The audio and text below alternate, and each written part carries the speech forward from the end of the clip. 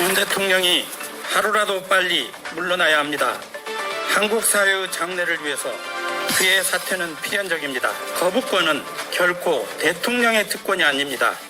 이제 국민이 대통령을 거부합니다. 대통령의 모교에서 퇴진을 말했습니다. 교수 450여 명, 원로 17명, 박사 50여 명, 총 525명이 모였는데요. 불과 사흘 만에 모인 숫자가 이 정도라고 합니다. 교수들은 이렇게 지적을 합니다. 윤 대통령이 절차적 정의를 무시해서 민주주의를 무너뜨리고 있다고 말입니다. 서울대가 교육과 연구에서 제대로 인권과 민주주의의 가치를 가르치지 못한 채 영원히 없는 기술 지식인을 양산해 온 것은 아닌지 참담하고 죄스러운 마음을 금할 수 없습니다.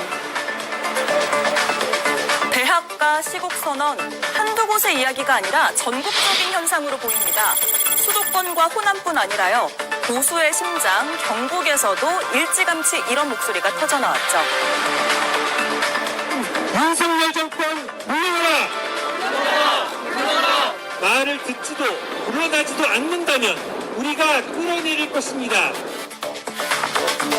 이처럼 정권을 향한 반대 목소리가 들불처럼 번지고 있지만 대통령실은 여전히 문제의 심각성을 외면하는 것 같습니다. 네, 오늘 단국대 교수들의 시국선언이 있었고 덕성여대 교수들 이틀막 일상화라는 주장을 하면서 시국선언을 했습니다. 지난달 28일 가천대를 시작으로 해서 전국대학에서 이어지고 있습니다. 한 달 만에 5,000명이 넘게 정권 퇴진을 외치고 있습니다. 자, 이런 흐름 국정농단 사태 이후에 처음인가요? 아마도 그렇게 보여집니다. 왜 그러냐면 이게 지금 시국선언이라고 하는 것은 아무 때나 나오는 게 아니지 않습니까? 허구나 시국선언이라는 걸 하면 사람들이 느끼는 감도도 굉장히 떨어질 수밖에 없죠. 그런 의미에서 이 시국선언들이 지금 한 달째 계속되고 있는 것은 굉장히 큰 문제다 이렇게 보여지는데 아마 대통령이나 대통령실에서는 이 부분에 대해서는 그냥 정파적인 관점으로 그냥 볼 거예요. 반대파들이 그냥 우리를 반대하기 위해서 하는 거다. 정치 성향이 다른 쪽에 있는 교수들만 그렇죠. 해서 하는 것이다. 정파적인 거라고 보고 싶을 겁니다. 그런데 그게 만약에 통하려면 대통령의 지지율이 높아야 돼요. 일반적인 시민들의 어떤 생각 속에서도 굉장히 대통령의 지지율이 붕괴되어 있는 시점이기 때문에 교수들이 나서서 지금 조목조목 논리적으로 대통령이 지금 뭘 잘못하고 있는지에 대해서 얘기를 하고 있단 말입니다. 이를테면 경제 실정 같은 거, 그다음에 외교 안보 실정 이런 것들 굉장히 많죠. 그리고 법치주의를 내세우면서도 실제로 상대방에게만 아주 가혹한 현미경 잣대가 들이대는데 본인들에게는 하나도 그런 잣대들이 들이대어지지 않죠. 그러니까 사실상 본인이 했던 말을 본인이 다 망가뜨리고 있는 이런 상황이기 때문에 도대체 이 대통령이 대한민국을 어디로 끌고 가는 것인가 여기에 의문이 있을 수밖에 없고 이러한 정권이 5년 내내 지속된다 하더라도 국민의 삶이 나아질 리 없고 오히려 더 망가지는 쪽으로 갈 것이기 때문에 아마 저는 지식인들의 이 시국선언 이런 것들은 굉장히 무겁게 받아들여야 된다 이렇게 봅니다. 예, 정파적 움직임이 아니다 이런 주장이네요. 시국선언은 모든 지금 정권마다 다 어느 정도 다른 형태로 다 이어져 왔더라고요. 그리고 그렇다고 해서 절대로 이 시국선언을 가볍게 받아들여서는 안 된다는 점에 저도 동의를 합니다. 지금 과연 시국선언이 옛날만큼 파급력이 있냐 이 부분에 있어서는 좀 논의를 할 부분이 있다고 생각합니다. 언론 창구가 다양해졌고 그리고 국민들께서 정보를 습득할 수 있는 경로가 다양해졌기 때문에 과거보다 시국선언이 갖는 파급력은 높을 수가 없는 상황인 겁니다. 거기다가 일부 대학 시국선언문의 경우에는 지나치게 정파적 성향이 강한 단어라든지 용어가 들어있는 건 분명한 사실입니다. 예. 특히 뭐 대공수사권이 부활했다든지 뭐 반민족 행위 이런 단어는 결국 국민들께 납득을 받기가 어려운 부분도 분명히 있다고 생각을 합니다. 거기다가 지금 정치가 양극화되어 있는 상황이지 않습니까? 양극화되어 있는 상황에서 정파적 수사로 보일 수 있는 단어가 들어가면 그 시국선언이 결코 모든 국민에게 동의를 받을 수 없다는 점을 지적하고 싶고요. 그리고 시국선언을 떠나서 모든 국민의 목소리를 대통령실에서는 당연히 경청해야 된다고 생각을 합니다. 예, 윤석열 대통령의 모교인 서울대에서 어제 시국선언 나왔는데 단일대학 규모로는 최대입니다. 교수와 연구자가 525명이 참여했고요.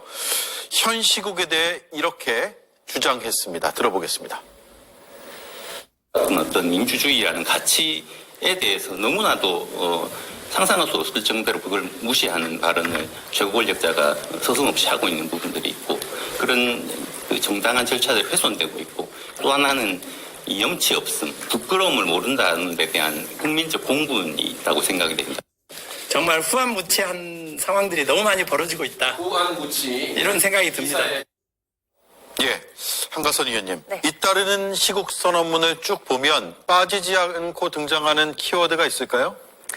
네, 개별 대학과 기관들을 포함해서 최소 94개의 대학에서 지금 한 약 5,300여 명 학자들이 시국선언에 이름을 올린 것으로 보도가 되고 있습니다. 공통적인 키워드를 살펴보면 검찰 출신 대통령과 권력의 비호에 앞장서는 검찰로 인한 민주주의 시스템 붕괴, 대한민국이 검찰 국가로 전락해버렸다, 무능력하고 무책임하고 무도한 권력의 민난, 이런 키워드들이 등장을 합니다. 한마디로 검찰과의 유착관계를 통해서 이런 사법 시스템을 사유화하고 그리고 민주주의 질서를 무너뜨리는 그런 국정 운영 방식에 대한 비판이 많았고요. 예. 구체적인 사안에 대한 예시를 살펴보면 의료대란, 이태원 참사에 대한 무책임, 최상병 사망에 대한 수사 외압 의혹 등 국민의 생명과 관련된 이런 부분에 있어서 국가가 제대로 기능하지 않거나 예방을 제대로 하지 않거나 아니면은 후속 조치가 미흡하거나 무시하고 외면하는 그러한 만행에 대한 비판들이 많았습니다. 그리고 사실 모든 시국선언문에 가장 많이 등장한 키워드는 역시 김건희, 국정농단, 국정개입, 헌정질서 파괴 등입니다. 예.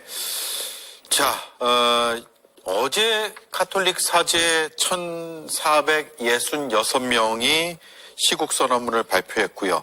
시민사회, 법조계, 의료계까지 계속 이어지고 있는데 김성열 의원 보실 때는 이게 끝이 보이세요? 이제 시작이라고 봐야 될 것 같습니다. 이제 시작이다. 예. 시국선언이라는 거의 가장 큰 의의는 어디서 나오냐면요. 국민들이 자발적으로 움직인다는 겁니다. 보통 정파적인 이익이나 뭐 이런 거에서 움직이는 게 아니라 이 사태나 현안에 대해서 우려를 그것도 국민들이 직접 나서서 얘기를 하고 있는 부분이 가장 큰 의의입니다. 먼저 대학가에서 우리 교수님들과 학생들이 나서기 시작했고요.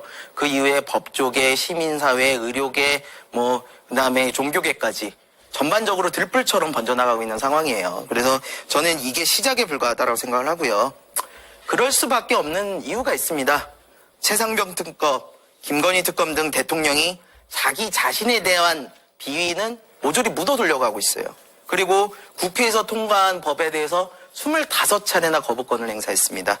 대국민 사과를 한다더니 대국민 훈화를 하시고 훈계를 하시고 또 무엇을 사과하냐고 묻는 기자에게는 무례하다고까지 하셨어요. 그리고 이틀 뒤에 골프 치러 나가셨잖아요. 근데 이렇게 계속하고 있으면 시국선언이 나올 수밖에 없습니다. 그래서 시국선언이 왜 나오고 있는지 국민들이 무엇을 원하고 있는지 대통령께서 좀 아셔야 된다고 생각하고요.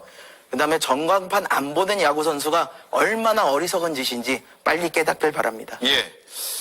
자, 여러 분야로 계속 퍼져나가고 있고 김성열 위원의 분석에 따르면 이제 시작에 불과하다는 겁니다. 대통령실은 반면에 평가절하하는 듯한 목소리를 냈는데 오늘 언론 통화에서 문재인 정부 시절보다 적다. 물론 표현의 자유를 존중해야 된다는 측면도 언급을 했습니다. 자, 이거 팩트를 따져봐야 될 텐데 숫자를 하나하나 비교하기는 어려울 것 같고 왜냐하면 계속 이어지고 있기 때문에 근데 어떤 성격인지 무엇을 요구하고 주장하는지 국민들의 분노의 정도는 어느 정도인지 이런 것들은 대체적으로 비교를 해볼 수 있을 것 같아요. 이동학 위원의 생각은 어떠세요? 네, 당시에 문재인 정부 때도 사실은 이런 일이 있었습니다. 그런데 대부분 뭐였냐면 코로나가 왔고요. 2019년도 12월에 시작됐죠. 그리고 우리나라에 본격화되기 시작한 게 2월달, 3월달입니다. 그러니까 정부에서 이것이 전 세계적인 사태이기도 하고 우리가 미중유의 사태라고 할 만큼 그 이전에 본 적이 없었던 그러니까 도대체 어떻게 대응해야 되는가 이것에 대한 어떤 커리큘럼이라든가 아니면 어떤 대비책이라든가 이런 게 없었단 말입니다. 그러니까 당연히 약간의 강제성을 띈 그런 조치를 취할 수밖에 없었고 기존의 자유를 누리고 있다가 갑자기 그런 강제적 조치가 들어오니까 그런 것에 좀 분개해서 이러한 이 선언들이나 이런 것들이 나왔지만 실제로 마지막에 결국 와가지고는 나중에 좋은 평가를 받지 않았습니까? K방역이라고 해가지고 대한민국은 셧다운을 제대로 하지도 않고도 어떻게 이렇게 국민들의 어떤 동참 속에서 이렇게 잘 해결을 했냐? 물론 의료인들의 엄청난 헌신과 희생이 있었죠. 그리고 국민들도 일정 부분 어떤 정부의 이 지침에 따라서 잘 따라와준 측면들이 있습니다. 그런 것들이 연동되어서 결국엔 좋은 평가를 받았는데 지금의 시국 선언들이 나서고 있는 여러 가지 것들은 지금 대통령이 자초한 측면이 굉장히 큽니다. 그게 뭐냐면 일단은 대통령의 국정을 못할 수도 있습니다. 왜냐하면 기존에 정치를 하셨던 분이 아니니까요. 그러면 적어도 태도와 자세에서만큼은 국회를 존중하고 야당 대표와 함께 대화를 나눠가면서 내가 이게 부족한데 이런 것들을 같이 지금 시대적 과제가 있으니까 해결해 보자. 이렇게 했어야 되는데 취임과 동시에 바로 이 야당 대표를 범죄자로 딱 낙인을 찍어놓고 지금까지 3년째 되는 이 시점까지도 계속해서 사법 리스크라고 하는 그 굴레에 이 쌓여놓게 만들어 놓은 것 아닙니까? 예. 그래놓고 본인은 직접 본인 어떤 선거라든가 아니면 국민들의 어떤 민심이 있을 때마다 이런 것들을 거부하는 모습을 계속 보였단 말입니다. 그러다 보니까 국민들도 이런 부분들에 대해서는 굉장히 진절머리내하고 있는 것이고 그런 것들을 일정 부분의 교수들이 표현하고 있는 것 아닌가 이런 생각입니다. 네, 문재인 정부 시절보다 시국선언이 적다. 대통령 임기 후반에 들어선 지금까지 이제 지난 정부하고 비교하는 듯한 발언을 한 건데 뭐 취지는 좀 다르게 해석될 수도 있어요. 굳이 선회하자면 어느 정부 때나 늘상 있었다. 라는 의미겠죠. 네, 저도 뭐 그렇게 행간이 읽히는데 일단 제가 공식적인 발표가 아니라 기자 언론인분과 통화하는 과정에서 나왔으니까 예. 저희가 볼 때는 일부 내용이 발췌돼서 된 것 같다고 생각을 듭니다. 물론 언론인과의 접촉하는 과정에서 공직자 같은 경우는 대화하는 과정이 모두가 기사화될 수 있다는 점을 염두에 두고 말을 했었어야 했다고 생각을 해서 적절한 표현은 아니었다고 생각을 합니다. 지금 국정 지지율이 낮은 상태이기 때문에 적어도 반성이라든지 좀 더 사죄하는 모습이 더 우선적이어야 된다는 점에서는 저도 동의를 합니다. 그런데 아까 이동학 최고님께서 말씀하신 부분을 들어보면 지금 시국선언이 물론 윤석열 정부가 잘하고 있다면 시국선언이 이어지지 않았을 거라는 점도 저는 동의를 하지만 그 중간중간에 들어가 있는 뭐 이재명 대표 얘기라든지 사법 리스크에 관련된 그 부분과 연계하는 건 전 적절하다고 생각하지 않습니다. 예. 그렇게 되면 결국 시국선언문 자체가 정치적 성격이 띌 수밖에 없고 더더욱 이 시국선언이라는 게 어떻게 보면 국민적 갈등을 좀 잠재우자라는 의미도 내포돼야 되는 건데 더 시국선언 자체가 정치화될 수 있다. 저는 그 점을 지적하고 싶습니다. 네, 이 시국선언이 왜 계속 번지느냐에 대해서 대통령실 고위 관계자가 헤럴드 경제 언론과 통화한 내용을 조금 더 살펴보면 정치의 영역에 따른 것이지 정책에 대한 불만의 영역 때문은 아니다 라고 얘기했다는 거예요. 근데 과연 저 해석이 맞을까? 라는 생각도 드는데 오늘 여론조사 나온 거 한번 보여드리겠습니다. 한국갤럽 여론조사를 보면 일단 대통령 지지율이 다시 10%대로 떨어졌어요. 그리고 잘못하고 있다라는 수치는 70%대를 계속 유지하고 있는데 그런데 가장 잘못하는 게 뭘 그렇게 잘못하느냐를 봤을 때는 경제, 민생, 물가. 그러니까 정책이 굳이 정책이라고 따지자면 정책에 속하는 그런 이유들을 가장 큰 부정평가 이유로 들고 있단 말이에요. 그래서 대통령실에서 아직 민심을 정확히 못 읽는 게 아닌가라는 생각에 이르렀습니다. 그 생각이 합당하다고 보십니까? 우선 이 발언을 하신 분, 대통령실의 고위 관계자라는 이 분은 정치와 정책을 분리해서 생각을 하고 있는 것 같습니다. 분리가 될 수 없는 것을 분리시키는 기이한 화법이라고 생각을 하는데요. 정당 정치라는 게 아무래도 권력을 획득하기 위한 어떤 당파 싸움을 내포할 수밖에 없기는 하지만 권력을 획득한다라는 것에는 목적이 있잖아요. 내가 생각하는, 우리가 생각하는 좋은 가치를 세상에 실현시키기 위해 도구로서 권력을 획득하고자 하는 게 본질이고 상식인데 가치를 실현시키기 위한 정책을 만들고 도입하는 게 정치란 말이죠. 정치가 요리라면 정책은 레시피입니다. 훌륭한 레시피와 같은 정책을 통해서 이런 국민들의 삶의 질을 높이는데 실질적으로 기여를 했더라면 누가 요리를 하느냐를 굳이 싸우지 않더라도 국민들이 이미 좋은 평가를 했을 것입니다. 그런데 이런 민심이 뚝 떨어진 것만 봐도 윤석열 정부는 이러한 좋은 정치를 하지 않았다는 것을 증명하고 있고요. 예. 현재 대통령실은 이런 민심을 살필 여력이나 마음이 없어 보입니다. 네, 정치와 정책을 별개로 볼 수는 없다 이 말씀이네요. 김성일 위원 생각은 어떻습니까? 저는 이렇게 봅니다. 김건희 여사 등 정치에서 시작한 문제가 결국 정책에까지 영향을 미쳤다라는 생각을 해요. 여소야대의 국회 상황 속에서 이렇게 국회와 싸우기만 하면서 과연 정책이 잘 될 수 있었을까요? 저는 그렇게 보지 않습니다. 게다가 대통령 국회에 오지도 않으면서 계속 싸우기만 했는데 이거 어떻게 잘 될 수 있겠습니까? 지금 보면은 만약에 이 지지율이 정치적인 것만 가지고 했다면요. 국민의힘 당 지지율과 대통령 지지율이 이렇게까지 큰 차이가 나면 안 돼요. 국민의힘을 지지하는 정치적 성향이 있는 분들은 대통령들 지지해야 될 거 아닙니까? 예. 그럼에도 불구하고 지금 당 지지율과 대통령 지지율의 이 디커플링이 심한 상황이거든요. 서로 떨어져 있는 게. 그러면 이거는 결국에는 국정 운영에 대한 책임도 들어가 있는 부분이다. 라고 말씀을 드리는 거고요. 그 다음에 이게 정치적인 부분만 가지고 하면은 사실은 때에 따라서 오를 수도 있고 내릴 수도 있습니다. 지지율이라는 게. 근데 이게 만약에 가장 지지율이 떨어지는 큰 이유가 경제 등 정책에 관한 이야기죠. 그러면은 이거는 앞으로 반등할 기회가 매우 낮아질 수밖에 없다. 이 말씀 드리고 싶습니다. 예. 자, 두 번째 이슈로 넘어가겠습니다. 이수진 앵커가 브리핑하겠습니다. 얼마 전 뉴스에서는 2021년 국민의힘 당내 경선이 한창일 때 나경원 우세에서 오세훈과 접전으로 여론조사를 조작한 정황도 보도가 됐습니다.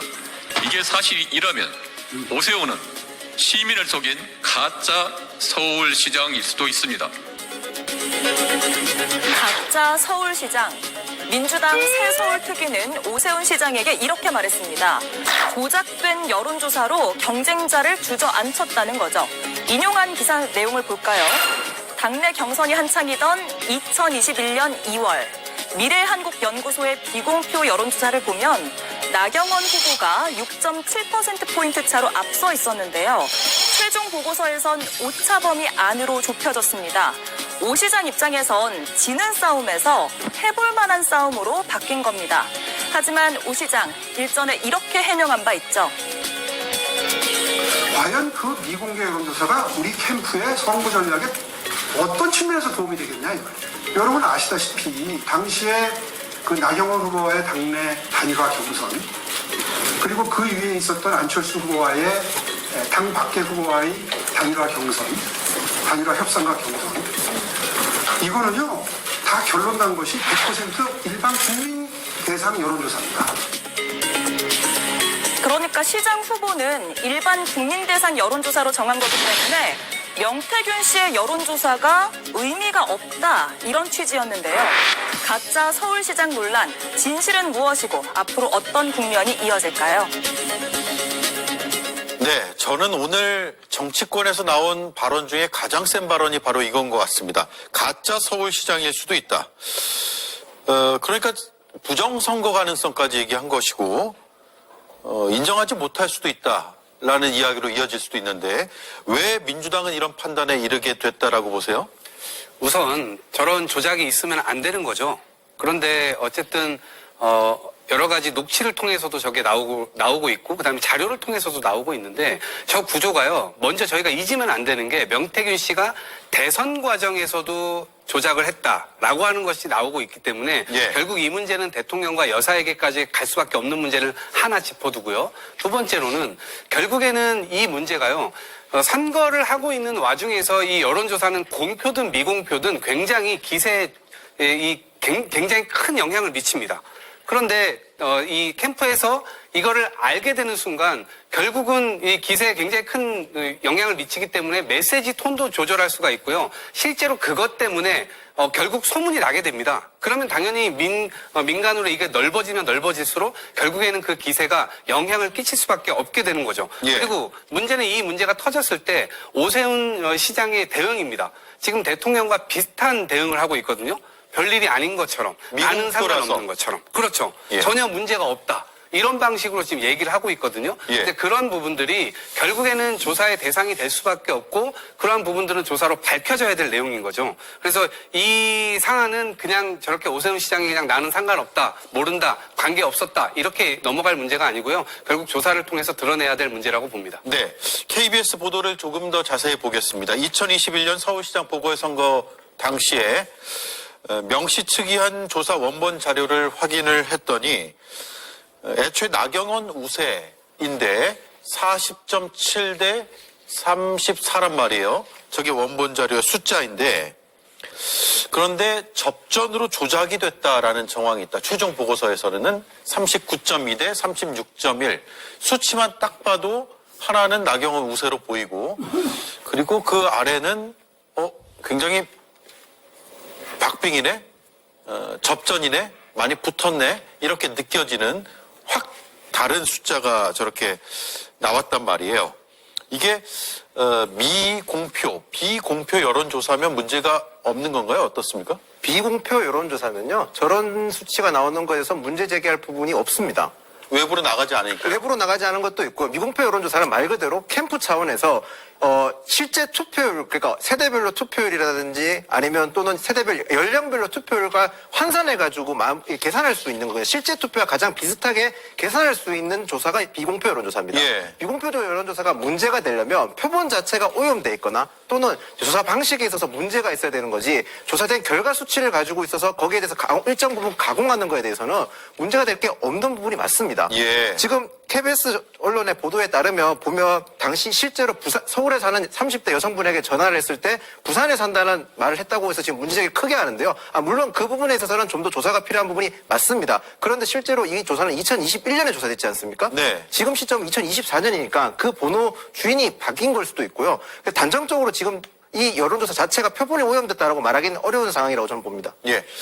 자, 이게 미공표 여론조사인데, 그런데 뭐 언론에서 발표를 하거나 아니면 캠프에서 이걸 뭐 보도자료로 발표를 하거나 이러지는 않았을 것 같은데, 그런데 예를 들어서 뭐 받은 글이라는 식으로 해서 흔히 말하는 지라시로 카카오톡 메시지나 이런 것들로 급속하게 확산이 됐다면 사실상의 공표가 된 것이나 다름없을 수도 있어서 그 부분은 조사가 필요하다는 생각이 들어요. 제 생각은 그렇습니다. 어떠세요? 김성현 의원님?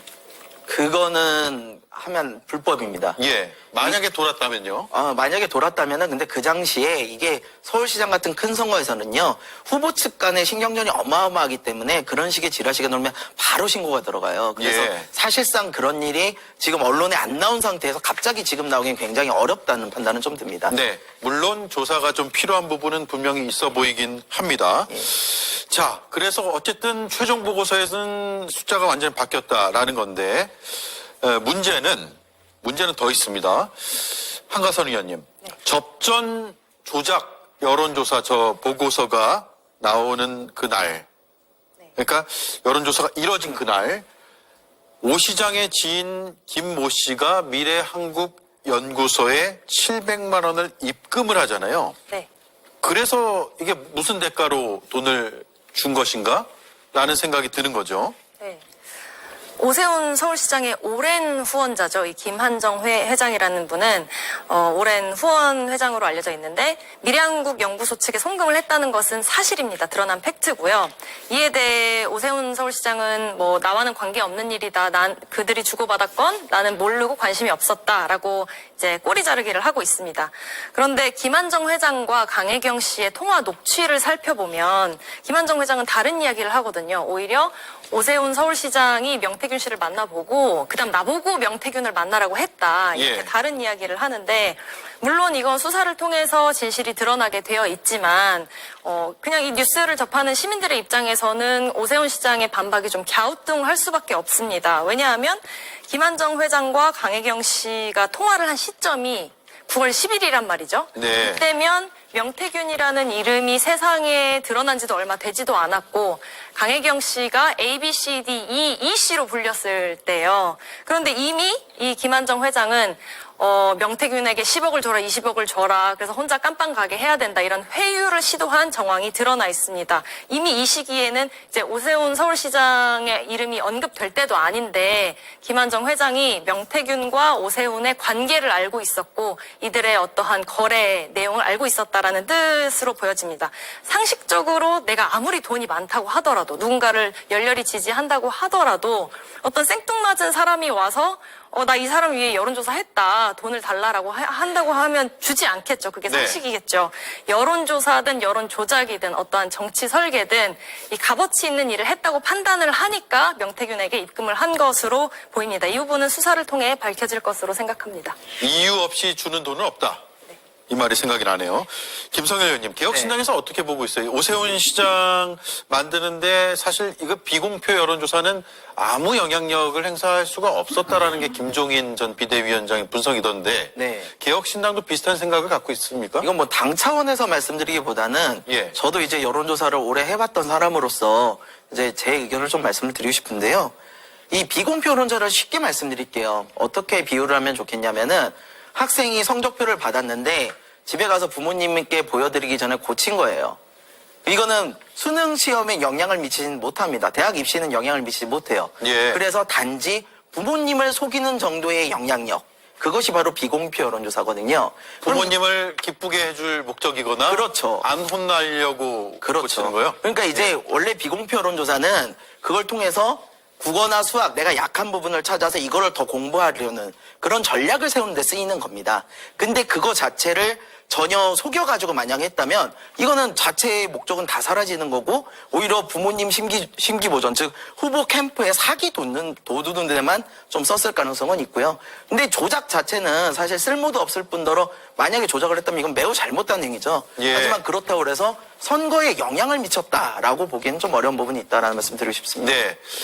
자, 부모님한테 안 혼나려고 성적표를 조작했는데 그 조작된 성적표가 외부로 유출이 돼서 공부 잘하는 사람으로 되면 네. 그렇게 알려지면 그건 문제 없나요? 그건 매우 심각한 문제죠.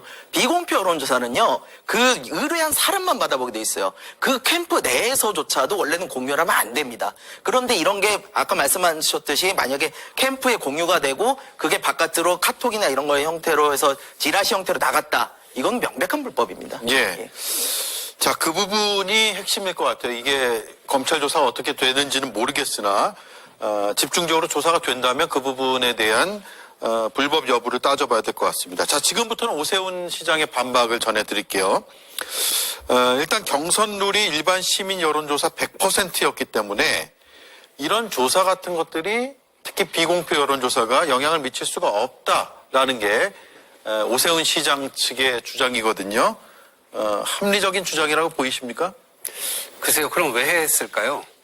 의미 없는 왜 여론조사를 했냐? 도대체 왜 했을까요? 어차피 공개적으로 지금 25건을 했다고 하는데 25건 중에 13건이 비공표였다는 겁니다. 근데 저는 그 과정마다 이 비공표 여론조사가 캠프의 사기를 진작하는 데 굉장히 큰 역할을 했고 말씀하신 대로 찌라시로 뿌려졌는지 여부까지는 확인을 해야 됩니다. 찌라시가 당연히 불법이니까 뿌려지지 않았을 것이라는 전제로 지금 말할 수가 없는 상황입니다. 예. 그러니까 당연히 조사를 해봐야 되는 것이고요. 100% 여론조사다. 정치권에서 100% 여론조사를 한 경우에는 당원들을 제외합니까? 그렇지 않습니다. 당원인지 시민인지를 알 수가 없습니다. 그냥 안심번호제를 받아서 그대로 모두에게 합니다. 그러면 대부분 투표하는 사람은 누구냐? 조직되어 있는 당원, 그 당원들이 시민입니다.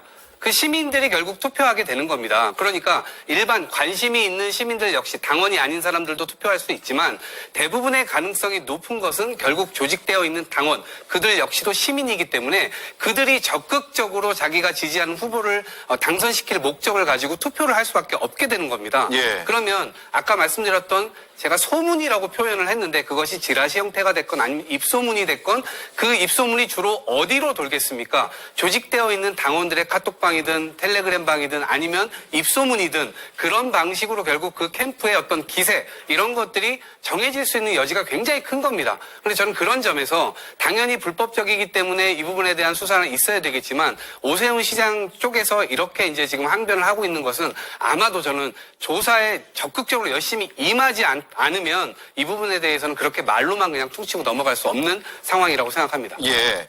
오늘 민주당에서 입장을 냈고 서울시 대변인이 반박을 하는 이런 상황은 왔고 오세훈 시장이 직접 입장을 추가로 낼 필요는 없을까요? 뭐 아직까지는 딱히 없어 보입니다. 특히 이 여론조사 관련돼서 부분에 있어서만큼은 오세훈 시장께서 입장을 내실 필요가 저는 없다고 생각을 합니다. 이유는 간단합니다. 지금 저희 당, 국민의힘 경선 과정에서 조작이 있었다는 주장이신데요. 제가 미래한국수가 미공표 여론조사했다는 건이 총 13건 중에 6건이 조작됐다고 주장을 하시는데 지금 6건이 언제, 조사된 시점은 제가 정확하게 알 수 없지만 예. 오세훈 시장이 서울시장 출마 선언한 게 2021년 1월 7일이었고요. 후보 확정된 게 3월 4일이었습니다. 그 기간 동안 공표된 여론조사는 23건입니다. 지금 미공표 여론조사를 가지고 할 수 있는 건 밴드웨건 효과인데요. 6건 가지고는 밴드 효과가 나올 수도 없을 뿐더러 미공표 여론조사가 말씀하신 대로 언론에 공개됐다, 뭐 지라시 형태로 나갔다라고 주장하고 하신다면 명확한 증거가 있어야 됩니다. 예. 그리고 저 더 하나 민주당에 제안하고 싶은 거는 지금 민주당에서 공직선거법 개정하자고 하시는 얘기가 많은데요. 저희 미공표 여론조사 관련해가지고 법적으로 앞으로 미공표 여론조사도 굉장히 엄한 잣대가 들이대야 될 필요가 있다고 저는 공감을 합니다. 그런 공직선거법 논의를 해야지 허위사실 공표죄를 논의하는 이재명 대표 방탄용 공직선거법 논의는 적절하지 않다고 생각을 합니다. 네. 자, 어쨌든 다음 수순, 검찰 수사의 다음 수순은 오세훈 시장이 될 것이다라는 이야기까지 언론 보도에서 나오고 있어요. 수사 불가피하다고 보시는지 한가선 의원 얘기부터 들어보겠습니다. 네. 여튼 3,300만 원이라는 이 돈이 송금된 거는 사실로 드러났기 때문에 왜 준 것이냐가 이제 밝혀져야 될 부분인데요. 이게 정말 대납이라면 뇌물이 될 수도 있고 정치자금법 위반 혐의가 있기 때문에 검찰은 결국에 이 돈이 들어간 그 인과관계를 파악하려고 할 것입니다. 그런데 결국 김한정 회장과 명태균 씨의 그 사이에 돈이 오간 그 인과관계의 연결고리는 오세훈 서울시장이기 때문에 이 부분이 반드시 이제 수사가 들어갈 것으로 생각합니다. 네. 김성일 의원님요? 글쎄요, 일단은 돈 3,300만 원을 지급한 사람이 어떤 의도로 줬느냐부터 파악을 해야 될 거고, 그 다음 수순은 그 사람이 과연 오세훈 시장으로부터의 지시 또는 묵인의 어떠한 허가를 받고 진행을 했느냐라는 부분이 핵심이 될 겁니다. 일단은 돈을 지급했다는 사람을 수사를 안 할 수는 없을 거고요. 그리고 그 과정에서 연결고리가 만약에 나온다면 오세훈 시장까지도 당연히 수사는 해야 될 것으로 보입니다. 예. 제가 강희경 씨 법률 대리인 노영희 변호사를 인터뷰할 때 다음 소환은 오 시장 관련 집중조사가 이루어질 것이라는 얘기를 했었는데, 이렇게 되면 기존의 박완수 지사도 있고요, 김진태 지사도 있고 해서 국민의힘 소속 이 시도지사들의 검찰 소환 혹은 수사 이런 것들이 계속 이어지지 않을까라는 생각이 드는데 어떻게 전망하세요? 두 분께 마지막 질문 드릴게요. 저는 당연히 수사를 해야 될 것이라 보는데 지금의 창원지검이 그 정도의 역량을 갖고 있는지 모르겠습니다. 판이 굉장히 넓게 깊게 진행이 되고 있고, 특히나 이 건은 지금 대통령실에 있는 대통령과 김건희 여사까지 가야 됩니다. 근데 지금 최근에 핸드폰 그거를 뭐 쇄신의 일종으로 뭐 바꿨다라고 얘기를 하는데 저희는 증거인멸에 지나지 않는다라는 생각이 들고요. 그다음에 돈 지급과 관련돼서는 지금 김한정 사장도 나왔지만 김건희 여사 역시도 명태균 씨에게 몇백만 원, 수백만 원의 돈이 든 돈봉투, 그것도 지금 코바나 컨텐츠가 적혀져 있는 돈봉투까지 지금 압수물로 압수이 돼 있다고 하니까 결국 그 돈도 어떻게 해서 가게 된 것인지 결국 수사의 방향은 대통령실까지 갈 수밖에 없는 것이거든요. 그럼 과연 창원지검이 지금 가진 역량을 할 수 있겠느냐. 저는 특별수사단이 필요하거나 아니면 이것조차도 결국엔 검찰에서 또다시 무마시키려고 하는 그런 모습들이 또 나오고 있기 때문에 엊그저께 예고하고 압수수색을 들어갔잖아요. 전 그런 압수수색 처음 보는데 어찌됐건 지금 국민들이 이 검찰을 신뢰할 수 없는 상황 속에서 과연 이 수사가 끝까지 갈 수 있겠느냐, 그런 의문점이 있기 때문에 저는 이 수사단이 훨씬 더 확대되고 훨씬 더 커져야 된다, 이렇게 생각을 합니다. 네. 압수수색 관련돼서 말씀드리고 싶은 게 있는데요. 형사소송법 122조에 따르면 압수수색 대상자에게 압수수색에 대해서 통지할 의무가 있습니다. 그리고 오전에는 저희가 미처 통보받지 못해서 변호인이 입회하지 못한 상황에서 조금 지연됐었고요. 국회 같은 경우에는 입법부를 존중하는 차원에서 검찰에서 국회에 통지를 하게 돼 있습니다. 그런 일련의 관행을 따랐던 점 말씀을 먼저 드리겠습니다. 저는 검찰이 국민의힘에 관련된 압수수색을 했기 때문에 앞으로 적법 절차에 따라서 조사가 이루어질 거라 생각하고요. 지금 명태균 씨가 난사처럼 저희 당 관계자분들 많이 언급하고 있습니다. 당연히 적법 절차에서 그 수사에 응해야 된다고 저는 생각을 합니다. 특히 이 수사에 응하지 않는다면 이분들께서 본인들의 명예가 실추될 수 있을 뿐더러 25억들을 벗어날 수가 없습니다. 그렇기 때문에 저는 모든 분들께서 조사를 충실히 받는 게 맞겠다고 생각을 합니다. 네, 알겠습니다. 여기까지 하죠. 네 분 다음 주에 또 뵐게요. 고맙습니다. 감사합니다. 감사합니다.